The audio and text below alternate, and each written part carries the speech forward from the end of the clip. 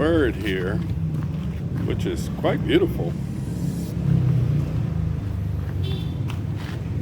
was flying by and hit that window. I was wondering what made all that noise. It's like somebody threw a rock. I seen a flash of something go by, and he was just laying on the ground there. He's really knocked out. I have no idea what kind of bird this is, but he's beautiful.